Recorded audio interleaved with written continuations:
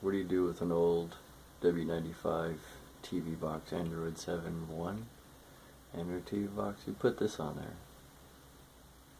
Runs off the Raspberry Pis. I'll show you those here in a second. But this is Android 7. It's on the TV. So if I hit channel up, I can watch television. If I hit HDMI, I can come right straight to the little boxes I've been working on here lately. It's got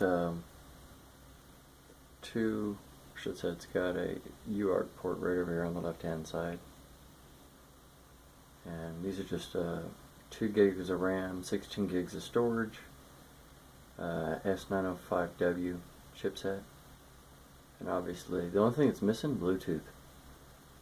So, and then this isn't really about them, but that's running FreeBSD 13 on that Raspberry Pi 3, and that's the one running the internet.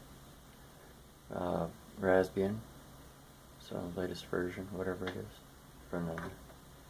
They keep changing the name, you know, for their Debian systems. But no, this is what we've been wanted to put a heatsink on it because it does push off a lot of heat. So I'm telling you, you try to put your finger on that, it's nice and toasty. So I'm going to try to fix that situation and make it to where it's got a better heatsink situation. Because that was just crappy of them to do that. I'm telling you, that thing gets hot. So I wouldn't say hot enough to melt plastic, but you definitely wouldn't want to be putting your finger on it, that's for dang sure. So yeah, and then this is the dump 1090 that I have running for myself. Finally got it decoded. So no, I said I'd rather watch this. At least I know who's flying over, who's flying around in the local zone, you know what I'm saying? Plus you can see the cheat sheet to the right hand side, which is pretty awesome. I didn't know that the ICAO code was decoded on our side, and you have to get the codes yourself. So a lot of, with all the changes to aircraft lately, you can see all the gaps in the aircraft data right here. You see the gaps because it's like, I have no idea what it is. It's in a lot of interesting countries bumping through too. So yeah, that's hardcore planefinder for you. It runs off of that Raspberry Pi right there, which gets its feed from another laptop with the RTL dongle.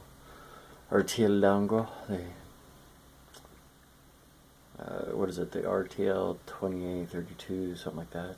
You can Google it. It's what we use predominantly. But like I said, the uses of an old Android 7 to sit and watch the system. So that way, when you're gaming on your main machine or doing whatever, you know, at least you can keep an eye. And plus, that television doesn't have anything really, you know, much going on, you know what I'm saying? But, you know, having one of these, I was wanting to put Armbian on it, but that's going to be a pain in the butt. But I wanted to check out the UART, and I'm going to put it back together with this new heatsink. But running, you know, the web browser, and it just stays up running all day long, all night long, which is pretty cool. I mean, you know, if you had an office with one of these, you know, running in the background on big screen, people be like, what is that? You know what I'm saying? Anywho, hardcore Android / Linux person here, as you can tell. And I would keep a watchful eye. I just wanted to say a quick shout out to all those birthdays out there. Happy birthday to everybody out there. And like I said, Red Green Show, go watch them. Been awesome. And this is improv, just right off the hip. Just wanted to share, you know, something I've been farting around with for the past, 72 hours. And no, this seems very stable. I will give it that.